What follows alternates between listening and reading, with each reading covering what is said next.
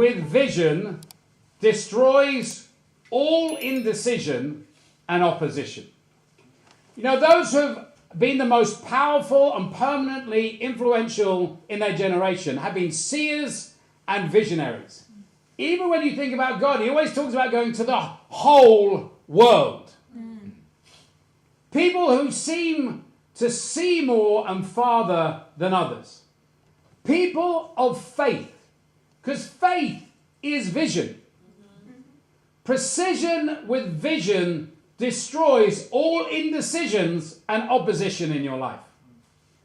All Christians, especially leaders, must be visionaries, as they are to be constantly calling people from darkness to light, as they call people to become Christians.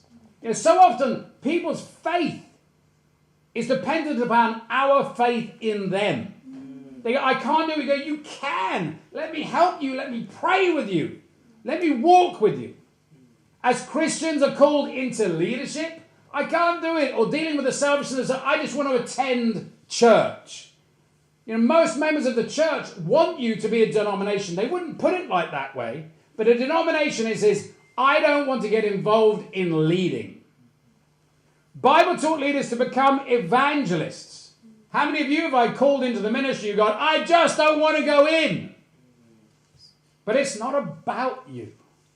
Calling people to become elders, shepherds, and then evangelists to lead churches and then multiply churches. Men and women who then give others vision. We are to see people not as they are, but as they can be. As they should be. As God wants them to be.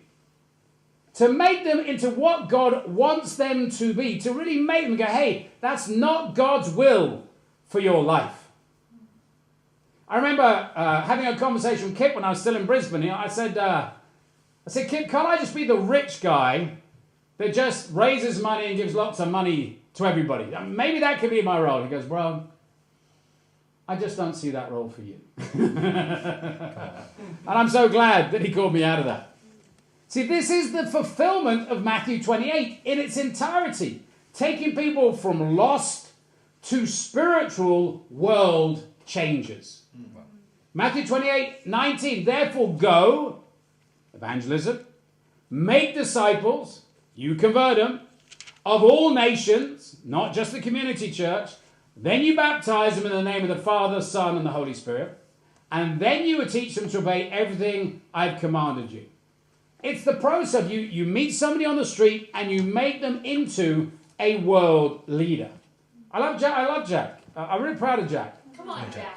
I remember he'd fallen away. I phoned him up and said, hey, I'm going to make you into the greatest Samoan evangelist on this planet. He's like, I'm in sin. I'm going to make you into the greatest Samoan evangelist. But I'm in sin. I just didn't hear it because I chose not to hear it. Come on. Point 1. Vision to see God all the time. You know, Moses was a great leader with vision. He took over 1 million people from the city into a barren desert. Now, you talk about a leadership jump. People go, well, that's too much of a leadership jump for me. I'm going from 3 disciples to 4. How about going from sheep to 2 million? Right. Okay, wow. Sheep to 2 million. Believe me, God wants to accelerate your growth far greater than you do. He took them on a dream of entering a promised land. A myth. An idea.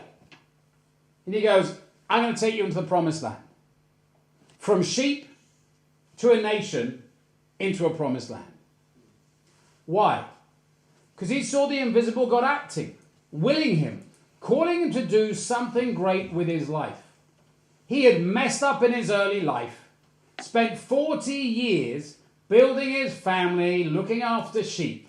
In other words, doing nothing spiritually. And God goes, enough. You know, today, is God saying to you, enough. And the eye for the others is in Hebrews 11:27 says, by faith he, that's Moses, left Egypt, not fearing the king's anger. He persevered because he saw him who is invisible. Do you see God in everything? And I mean everything. What about Elijah? When brought the news by his worried and troubled servant of the vast encircling army of Aram who was sent to capture him, he saw not the opposing enemy, but the power of the army of God on his side. You see, when you're in tune with God, everything changes. Because of this, he was able to impart that vision to his disciples. In 2 Kings 6:15, it says, when the servant of the man of God got up and went out early the next morning, an army with horses and chariots had surrounded the city. Oh, my Lord, what shall we do? The servant asked. Don't be afraid, the prophet answered. Those who are with us are more than those who are with them. And the servant went, yeah, right. And Elijah prayed, open, O Lord, open his eyes so he may see. Then the Lord opened the servant's eyes, and he looked and saw the hills full of horses and chariots of fire all around Elisha. As the enemy came towards him, Elijah prayed to the Lord, strike these people with blindness. So he struck them with blindness, as Elijah had asked. Let me ask you this. I've just laid before you the world sector leader, the world Austral-China plan. If I got hit by a car by tomorrow, would you carry it on? As you look at that, is your faith in me or is it in God? Because I think some of you put your faith in me. And that is wrong. We must see everything from the spiritual. The spiritual leader must be in tune with the spiritual at hand, and like a general of old, be prepared for his foe. You wake up every morning and you say, good morning, Satan. Good morning, God. Let's get it on. See the occupied land taken by Satan and his fallen angels, then perceive a plan to decimate your foe. We do not count the members in our church. We count the members outside of our church. So Sydney is not 90 people. It's 26 million unsaved people. Because otherwise you're into self-justification. You're not at war. You're just a flea of problems on Satan's back. And he's not worried about you.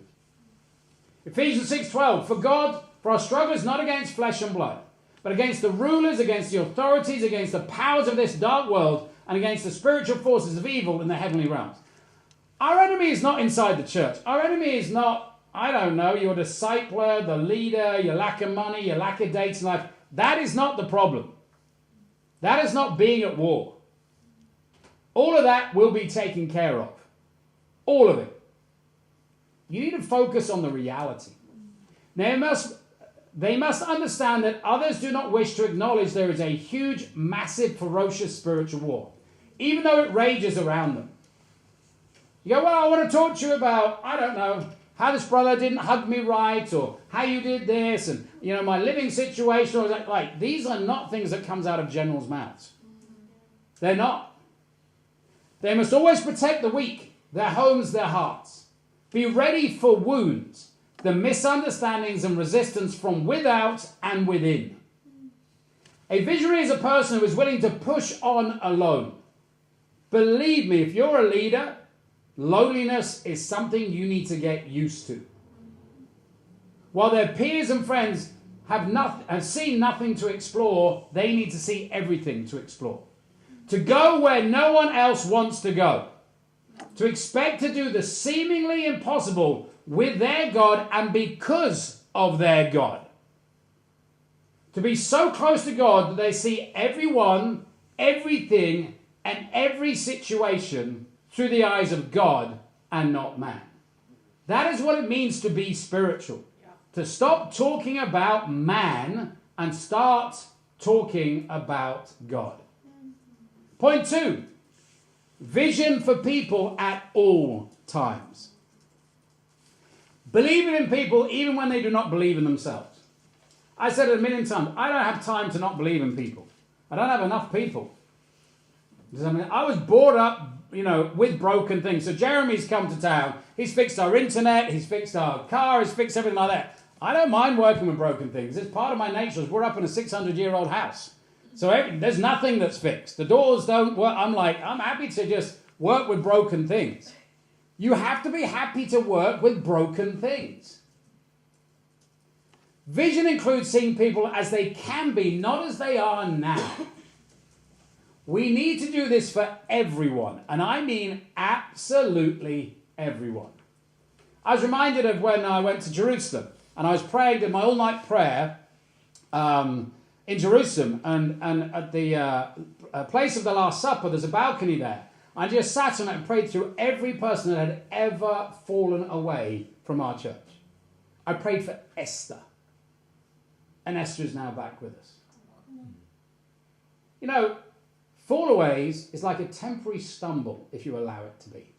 That's all it is. It's an embarrassing moment in your childhood. It's not a defining thing. When we study the Bible with people, with our disciples' disciples, when people fall away, with our leaders through good times and bad, we need to believe in absolutely everybody.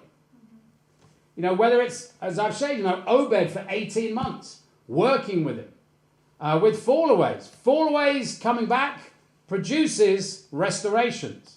And restorations produce restorations. I'm sure there was a chain reaction of calling up Jack, getting him restored. Then Tanner, then Patrick, and now Junior. I know Junior goes, hey, I will be accepted back into the church. I know that for a fact because Tanner has been, Jack has been, etc.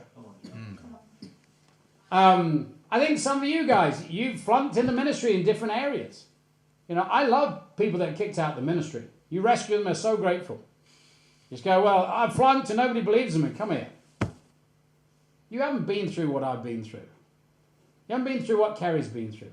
Believe me, your sins are not as bad as mine. If you want a competition, phone me up and I'm sure I'll outdo you later.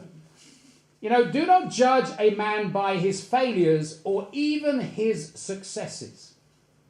Judge them by how many times they fall and get back up again. I've known unbelievable leaders of 10,000 people fall away and they're nowhere now. It's not about failure. It's about always getting back up. I expect another Rocky movie. I think he's 75 now. It wouldn't surprise me if he got to 90 and went, here's Rocky 100. And we'd all go, I'm going to watch it just see if the guy can get hit. Do you know what I mean? But that's why we like a movie like that. The Pharisees looked at the Apostle Peter and saw only an unschooled fisherman, not worth a second look.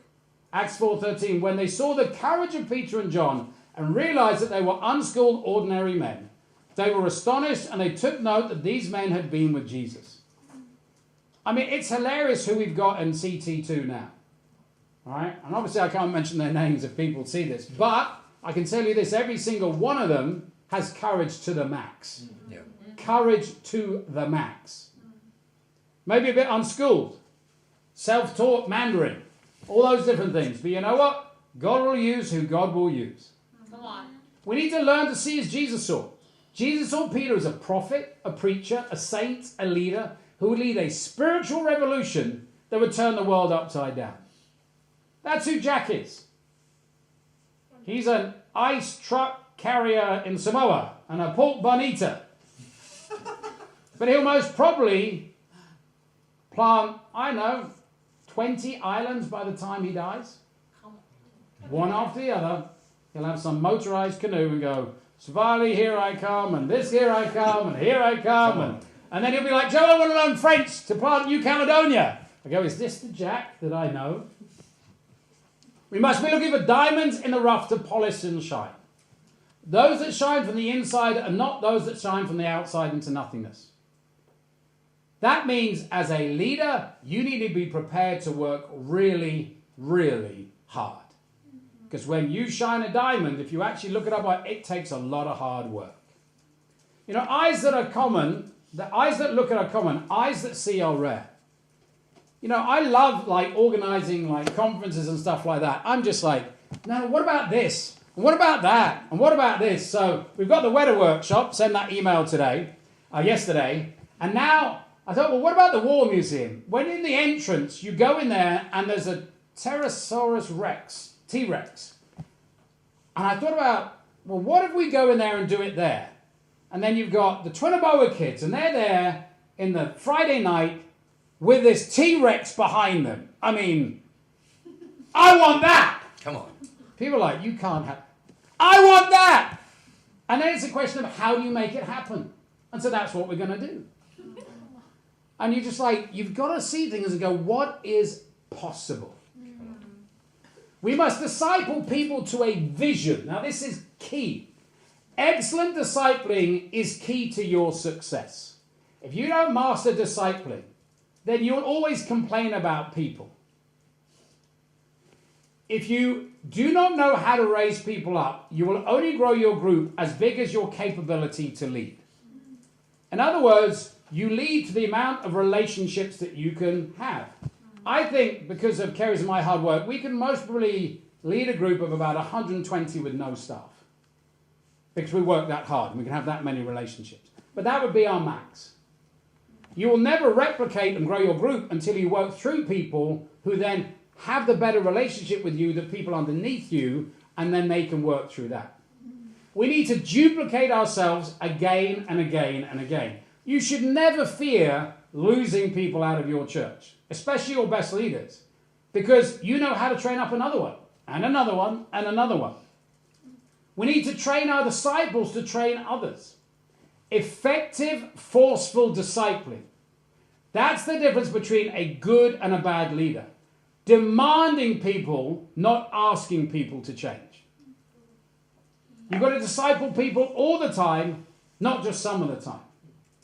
I think about that as people go, Joe, just leave me alone.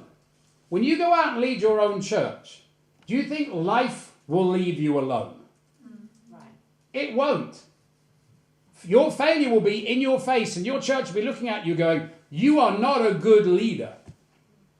All right? When you train somebody, that's when they need to feel like they're not a good leader, so that when they go out, they feel like, I am a good leader now. Jesus did himself out of a job. He discipled his apostles to do greater things than him. You need to buy into that fact. I had a conversation last 5 days with somebody. I go, the truth of it is, the reason why you're resisting is you haven't given me your heart. You want to be trained by somebody else in a different way. So choose them. Choose them. Right at the beginning of the Sydney church, I took all the missionaries into my garage, cooked them a big meal and go, hey, you don't have to be in my church, but you do have to like me if you stay. All right? And I know I'm this and I'm knowing that. But if you don't give me a heart, then you can't stay. Go home. All right? And because you'll find another leader and he'll have some issues, and you'll find another one and they'll have some issues, and you just got to choose your issues. I think about Jesse Liz took us to a pottery class, okay, this week. All right? And the Bible talks about how God is the potter and we are the clay. I've never known how to do it, but let me tell you the process, because I think there's a lot of discipling analogies here. The first thing is, okay, you as the clay are put on a wheel that goes round and round and round and round and round and round and round. All right, which is like our life. You go round and round and round and round. And then you take the clay and you have to throw this thing hard down in the middle so it will stick. All right? And if you don't, it flies off. So if you don't convert people properly, they fly off. And actually, to actually get the clay bang in the center is really difficult, obviously. So there's normally one. So the first thing you do, as soon as you do that, you put the wheel on, and you have to put your arm solid next to it to center it. So that's the first bit of resistance. Okay? Then what you have to do with the clay is you actually have to mold it up once and then bring it down. Mold it up again and bring it down. And that's what God does for your life. He gives you victories and gives you failures. Gives you victories and gives you failures. So once you've got that after the second time, then you have to stick your thumb right in the middle. All right? You have to get right into the middle of things. And then in order to mold the piece of pottery, you have to put pressure from within and without to mold it. Now, if that doesn't sound like discipling, I don't know what is. And then actually what happens is as you mold the pot or whatever it is you're doing, there's little grains in the clay which really hurt your hand. So then as the potter, you'll decide, like, do I want to mold this anymore because this is hurting? Well, that's like discipling too, but from the other aspect. And then once you've got it looking good, you bake it to make it hard. That is the trials. And then you paint over the top some nice little flowers or something to make it look all pretty. But it was a real great, I thought, man, this, and then, as the potter, you have a success, you have this pottery, then you have another one, it flies off the handle and literally goes like this, and you're using water and all sorts of different tools. That's discipling. It is an experience, a tough experience. And we had somebody training us to do it, who's actually a clown in Cirque du Soleil, which was pretty cool. So he was fun to do. But there was my discipler teaching me how to disciple the piece of clay. Now, first in this process, you need to have confidence in God's ability to use you. If I look at the thing and go, I've never done it before and I can't do it, then forget it. I'm not going to do it. You need to be confident. And the Lord blessed me. The first one I did came out fantastically. It was like when it says Aaron threw the gold into the fire and a calf just popped out. Okay, I mean, it came out fantastic. Like, even the guy said, wow. Then I tried to replicate it. No, it flew off the hand. The Lord was humbling me there. Okay. But insecure people only disciple insecurity into others. That is why it is such a devastating sin. And insecurity is a sin. Yeah.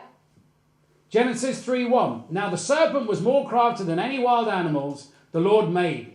He said to the woman, did God really say, you must not eat from any tree in the garden? Insecurity brought down the fall of man and destroyed all movements. It does. You must learn how to become an excellent minister at all costs. It is your responsibility, not mine. It is. Proverbs 4:7. The beginning of wisdom is this: get wisdom. Though it costs you all you have, get understanding. Your stats are your stats, and they're a result of your good or bad leadership. And if you've got bad leadership, it's up to you to figure it out. The issue is applying yourself. Think how many resources you are able to learn from. Most people have a phone. On that phone, you can access Bibles, commentaries, sermons, books, lessons, podcasts, documentaries. It will teach you anything and everything about leadership, and most people only use it for taking photos. That gives you an indication of how God gives us everything we need, and we ignore what is right below our noses. The issue is not, can we become excellent ministers? But do we really devote ourselves to learning how to be an excellent leader? There are many around that you can learn from. Spiritual ambition must be a core character trait of all leaders in God's kingdom. You cannot put into somebody what you do not have. You cannot inspire others to greatness unless you desire spiritual greatness. Without doubt, I appreciate people, sharing about Manny. Manny's a proud guy at heart. He knows that. But people see him as humble because he gets so much advice. I'm a proud guy at heart. I'm actually lifting Manny up. Manny has ambition. He won't be on the island forever. Why? It's too small. It's too small. He will want to lead churches upon churches upon churches upon churches, as he should. I think they're doing an excellent job over there. Yeah. Point 3. Vision involves foresight into time. Into time. Proverbs 2:11. Foresight will protect you. Understanding will guard you. That's God's World Translation. Vision includes more than just insight, being wise. It involves foresight. Great leaders need the ability to put an ear to the ground and listen for things coming. A leader must be able to see the end results of culture, principles, plans, and methods he or she advocates. For us, this is the crown of thorns. I think even Jeremy was here and he helped me with building OneNotes. And why did we do OneNotes? It was actually so that we could go into persecuted countries. We didn't have to take a physical Bible. so they wouldn't know we had a physical Bible, so that if we were ever arrested, we could just put the phone on the ground and smash it with our foot. So we were planning this 10 years ago. That's how you need to think. This then helps us, the Crown of Thorns, choose who we should disciple and what vision. So I don't go, hey, who will help me build a Bible talk today? I'm going, I want to be in the lives of people that are going to be church leaders that oversee other church leaders. This helps us decide who we should replace people with, leading us to create young prophets groups, one after another. If you don't have a young prophets group, I told Scotty, you got one good young prophet, have breakfast with him. That will do. That will start. And then you'll get another and another. You go, well, I can move it around some other time. No, have it sat there. It's your discipline. Get with a group. Responsible leadership always looks ahead to see how the decisions and plans they make will affect not only the future years, but future generations. We must prepare our churches to save our children. That's how I'm thinking. I'm not thinking about you. You're a given. You're going in the ministry. You're going to lead churches. That's a given. You can resist it if you want, but it's futile. Okay? I'm more worried about how are our children going to go? How's our kids' kingdom? How's our shepherding going to go? That's why we put so much time into Len and Kira. They are exceptional parents. Yep. But they don't produce the baptism. Here we go. You have no idea what it takes to build a church. Yep. To save our children's children. That's what I'm looking to. There is so much to do. We need to appoint shepherds in every church. This takes us working on getting people married and having healthy marriages. Titus 1:5. The reason I left you in Crete was that you might put in order what was left unfinished, appoint elders in every town as I directed you. This is why we have marriage nights, why we have pre-counseling, why we get other people to come in and do it. We've already booked the marriage retreat for next year. We've got Tony and Therese coming in. We've got Linda coming in for our women's day. We want the best for our churches to build and build. We're thinking about starting up a teen ministry, self-perpetuating student ministries. So that means just having the students leading the students, self-perpetuating. And we always keep growing it so that when they graduate, there's more students coming through. We need to be sober about what it will take and attack finding the solutions. 1 Thessalonians 5:6 says, so then, let us not be like others who are asleep. And he's talking about people in the church. But let us be awake and sober. For those who sleep, sleep at night, and those who get drunk, drunk at night. But since we belong to the day, let us be sober, putting on faith and love as a breastplate, and the hope of salvation as a helmet. You need to know resources and when you will run out of resources. What about your people? When you will run out of leaders. What about your money? You need to be an expert at finances, raising and finding money. And you need to be on top of your budgets. I'm going through it with some of the guys, and I've asked them to do their budgets till the end of 2024, because all of a sudden they realize they're going to have no money at the end of 2024. You know when you need to deal with that? Now. Auckland self-supporting. Sydney self-supporting, giving out loads of money to people. Why? We've been building people's lives for 10 years. This church gives the most money of any church per week. Because we've been building people's lives for 10 years. We don't make it a burden. It's like, Yvette's got a job now, and she got a promotion. AJ just got a promotion. That's church building. It's not baptizing. Never look to be rescued. Rather plan for failure and have backup plans. Make the solution happen before the disaster even occurs. And disasters will happen. But you've got to be ahead of the game. Man, you go, man, this is a lot. This is what your prayer time is for. Mm-hmm. All right? It's not about praying about yourself. All right? It's praying about the future. You go, God, what about me? Geesh. God, that's a given. Stop praying about yourself. Start praying about the lost world. Come on.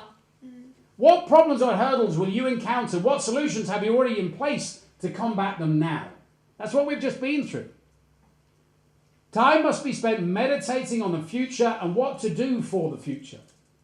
Lots and lots of prayer. Luke 5:16, but Jesus often withdrew to lonely places and prayed. So what is it all about? I take out the plan, I go to God, I ask God, then I go to my shepherds, get their input, then I go to my main leaders, and you get lots and lots and lots of advice. But you go to God first and go, you know what, God, help me. Jeremy's like, well, when you have time to do all of this? I said, that's my prayer time. That's what I do in my prayer. I talk to God about serious issues. I don't worry about my bankruptcy or the house falling down. God's got that. Don't need to talk about that. You get lots and lots of advice.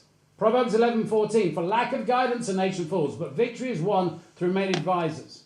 Well, I'm just going to phone Joe and he's going to give me the best advice. It says many advisors. When we went to Mexico, I got with John Cosby, I got with Raul. I mean, like, they've all got their great strengths and insight. And I go, well, Raul said this. Well, I've never thought that's a good idea. And you build upon it until you find the perfect answer. Then take complete ownership of your decisions and live by faith. You must find a way or make a way. Hebrews 11:1. Now, faith is being sure of what you hope for and certain of what you don't see. So we've got a plan. We know what we want.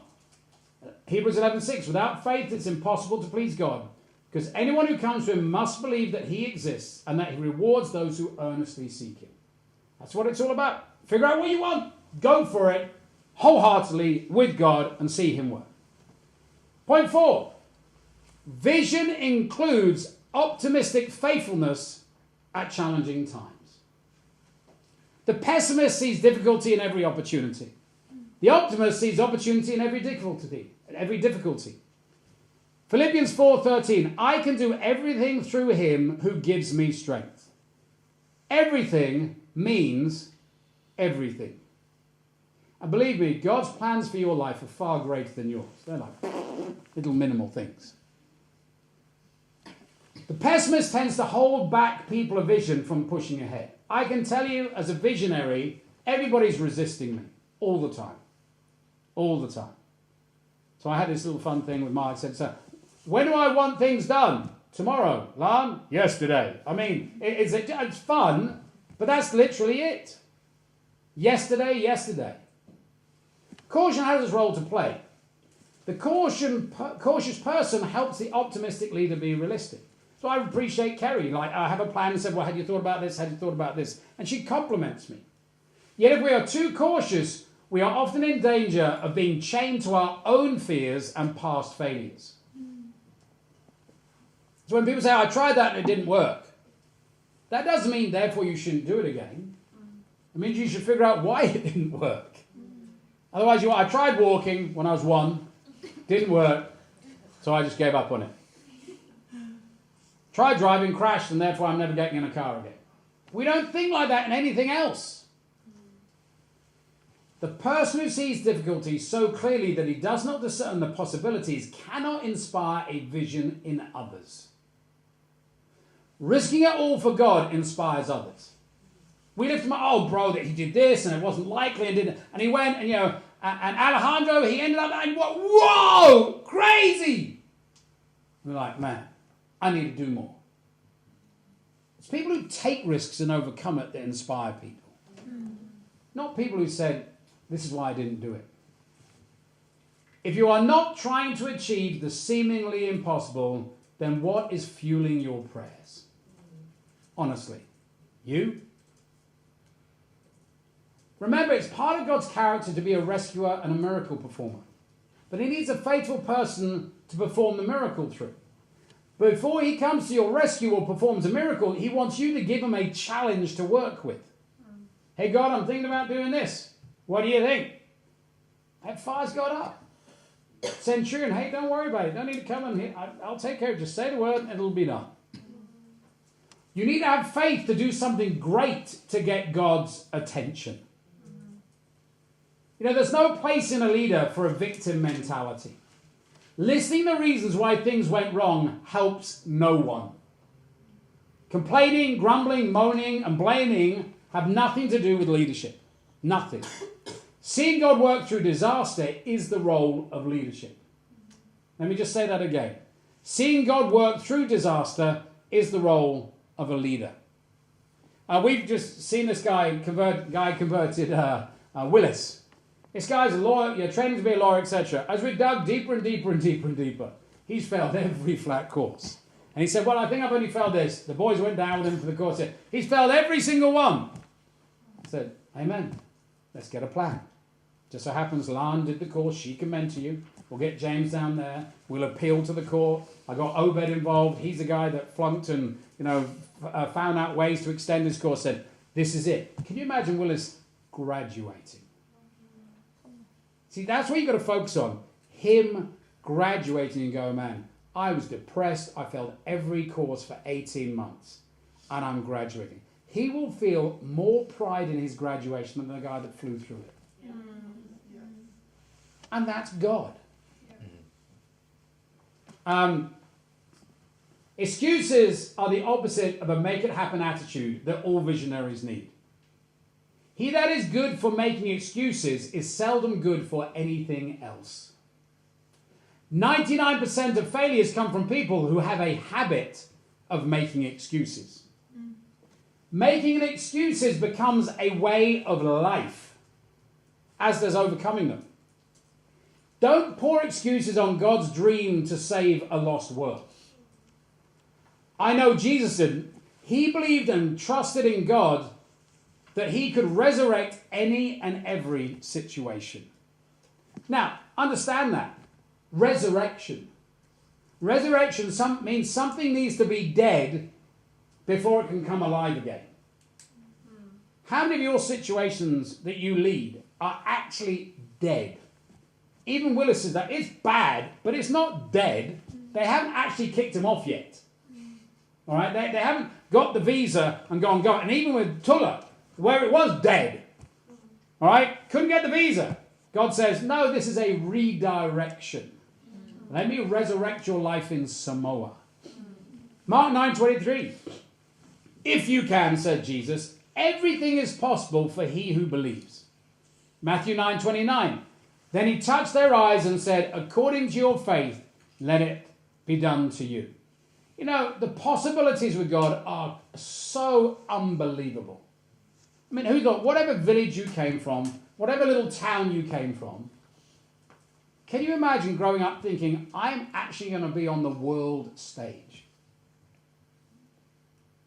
You thought maybe I'll get a job for $150,000. That'd be pretty cool. Get a couple of babies. You didn't think you'd be preaching on the wall of China, preaching to 100,000 people in 30 years. You didn't think any of that. But that's where you're going, whether you like it or not. Point 5. Vision is adventurous until your end of time. Vision leads to adventure. The person of vision takes fresh steps across gullies and chasms. I was talking to the guys earlier. I said, just imagine if Peter had learned to walk on water.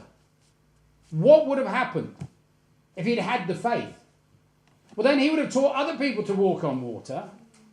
All right? Paul wouldn't have been shipwrecked. He just got off the boat and walked. All right? There'd be no running around Jesus around the lake. They just walked across it. They'd have just gone into Greece and walked to Italy and walked to France. You see, his limitations limited the movement. Not playing itself, but neither taking a foolish risk. A visionary climbs upon trapezes of life, knowing all the while that God will catch him when they fall. You look at a trapeze artist and you go, well, I'd never do that. They still do it at circuses with nets underneath it. So even they who are experts know at some point they will fall. But it doesn't stop them doing it. What they learn to do is they learn to fall properly. Lord, if it is you, Peter replied, tell me to come to you on the water. Come, he said. Peter got down out of the boat, walked on water, and came towards Jesus.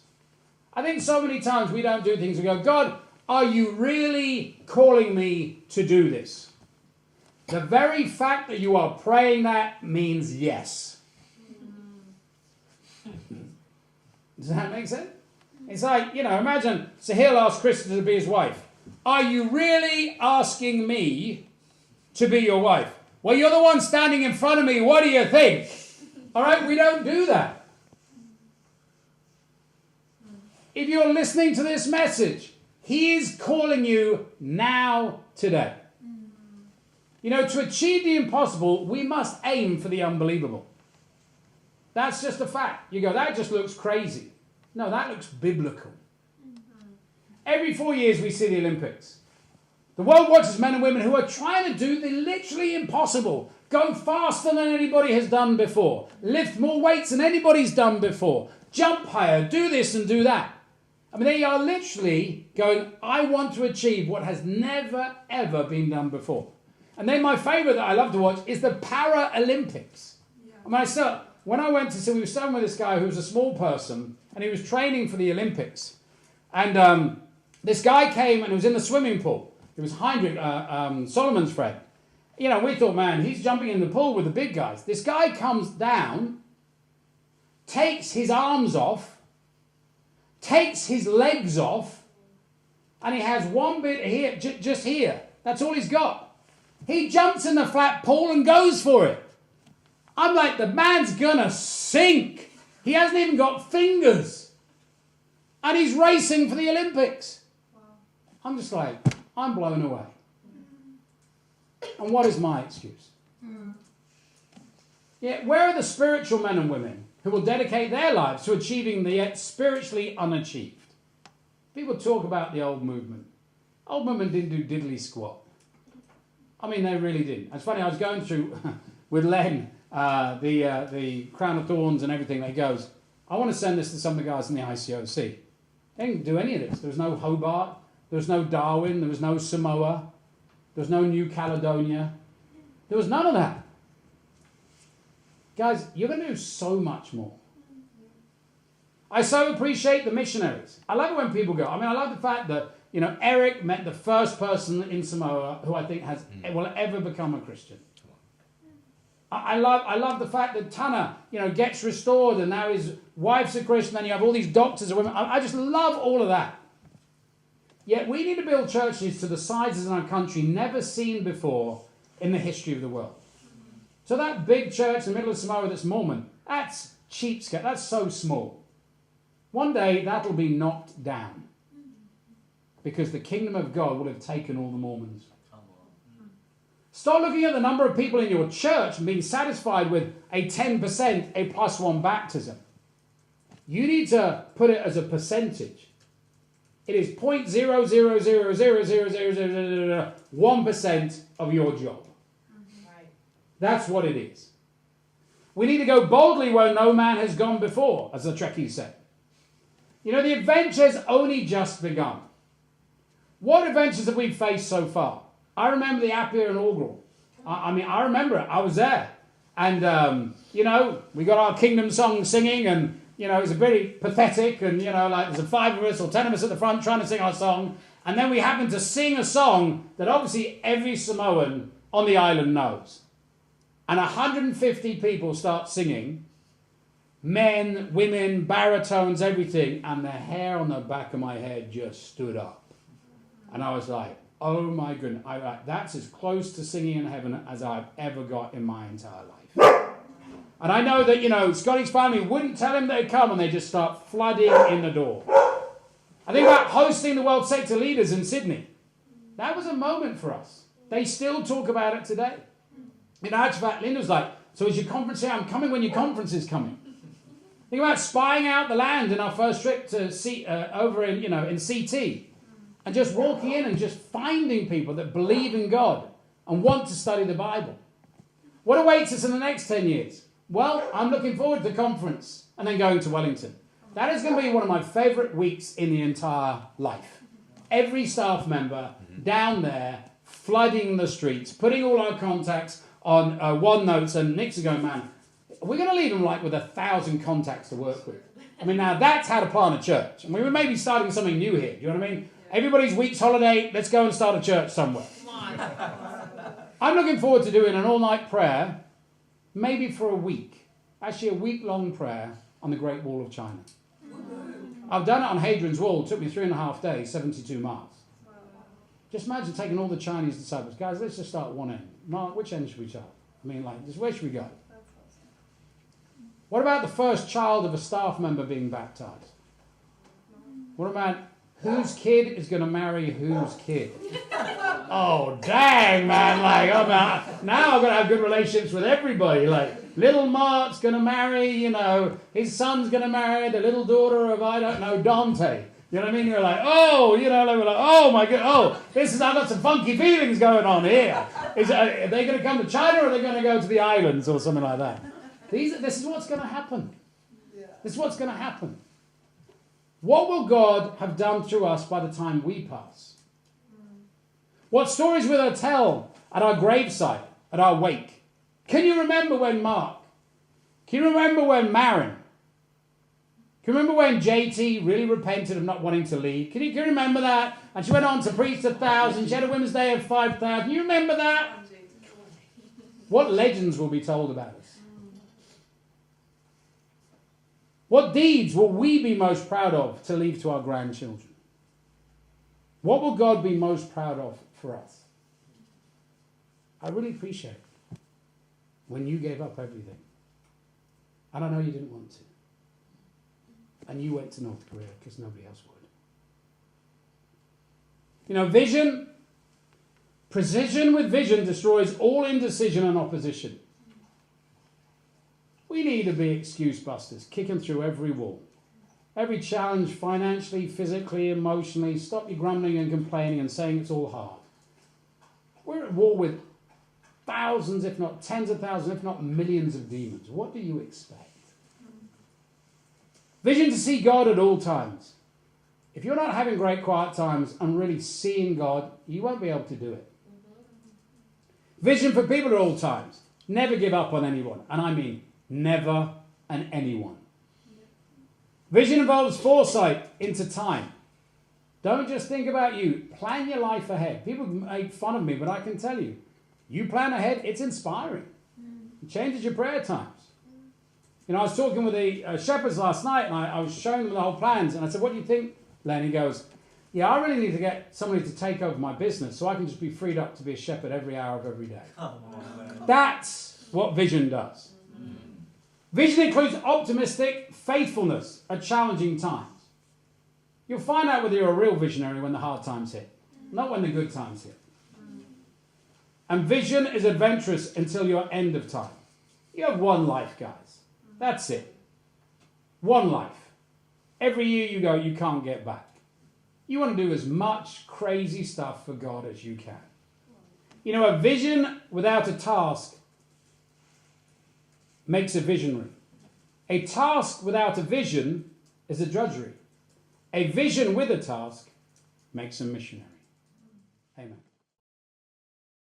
To hear more from Dr. Joe Willis, check out his 2 books on Amazon, The Art of Spiritual Warfare, Practicals for Becoming a Prayer Warrior, and Money is the Answer for Everything. Click the links in the description below. Also, for more life-changing lessons, subscribe to his YouTube channel, Dr. Joe Willis.